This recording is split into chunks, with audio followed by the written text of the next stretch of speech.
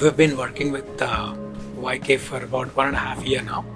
First, we met very casually, actually, on another purpose. So when I was sharing, our challenges and all of that with him, he started talking about what he does for other companies, and then he spent, almost close to half a day with us, just going over what his approach is, what his methodology is, and so on. I was quite impressed right at that time because it wasn't just about giving advice or anything. He had a fairly good framework, very structured approach of how to solve the problems and challenges. So that is what I really liked. I liked his approach, and so we got him on board.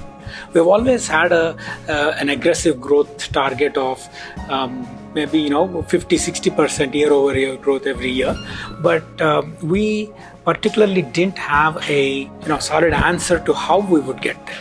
And we just had the goals, and we were just doing things on an ad hoc basis. While we had dreams earlier, we always had butterflies in our tummy as to how do we achieve it, because the path wasn't clear.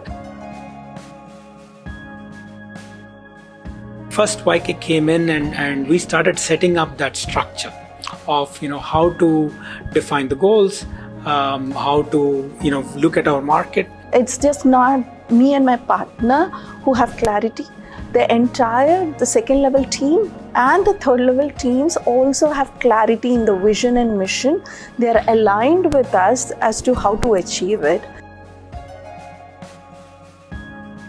He has this entire strengths-based framework that I have really come to appreciate, and many people in our organization also have come to appreciate, is to understand somebody's strengths and focus on the strengths rather than weaknesses to get things done.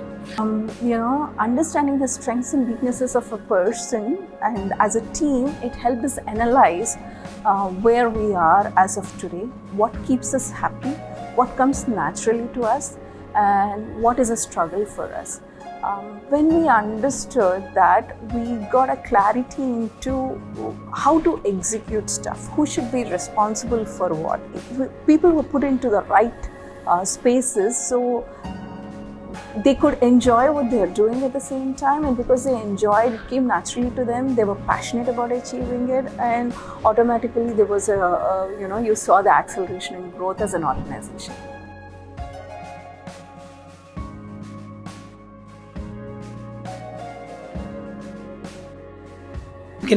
We all think we understand who our customers are, what is our market, who are our best customers, and so on. Once YK came in, we started working on really putting clarity around that aspect. Who is our ICP? Who are our best customers? The result of it was, at the first outset, it is not just me and my co-founder who really understood that.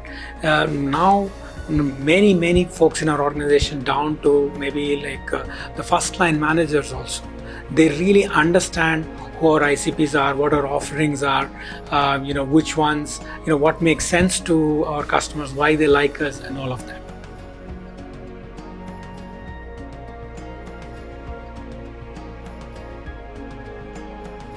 Another thing that I really appreciate about YK is that he's not just an advisor who would just give you some piece of advice and go out. He's very hands-on, right? Just to give an example, that go-to-market function, getting it started, putting a complete structure around the sales engine, right? So that was a critical success factor for us, and YK has not just identified that is a critical success factor, but he's involved down to the level of interviewing the salespeople that we would need to hire. He forces us to, look at every problem from a telescopic view and also from a microscopic view. Something that is right for the organization may not necessarily be right for the team. So in different stages, he helps us understand how to balance it out, how to have a win-win-win situation for all of us.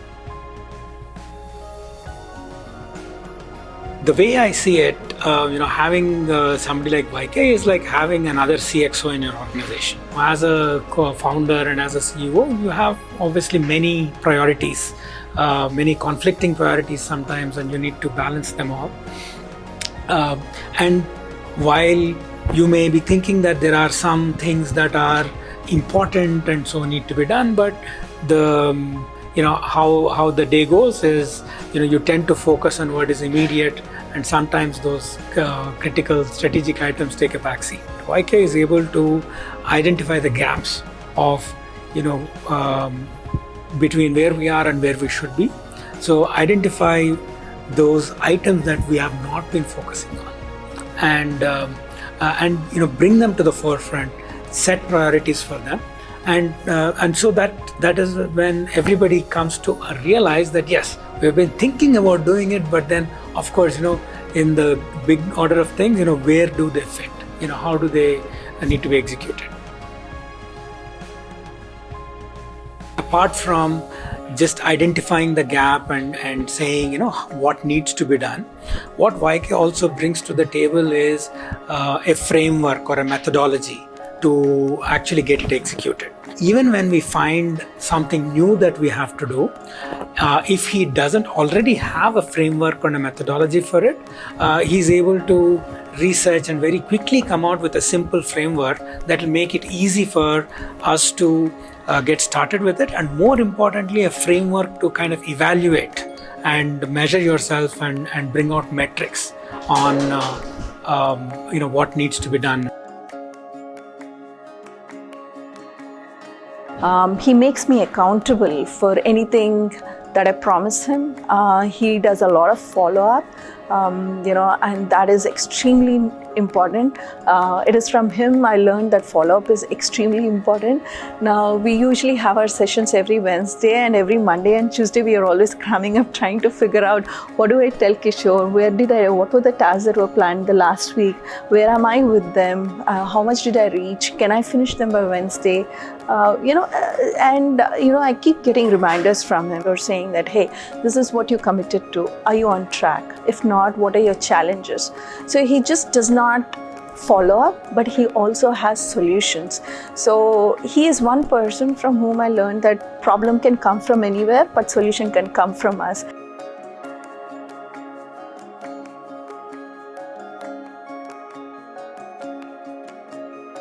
We have always had a growth target of about 50% year over year. In the past, things more or less have been fluid. So, if you don't meet the target, life goes on. But with YK, again, we become more answerable. And so because we're tracking it every week, we're able to predict what is not going to happen. And therefore, what is the corrective steps that we need to take? What is the alternative path? Then the goal is the goal, the number is the number, you have to hit the target and so on.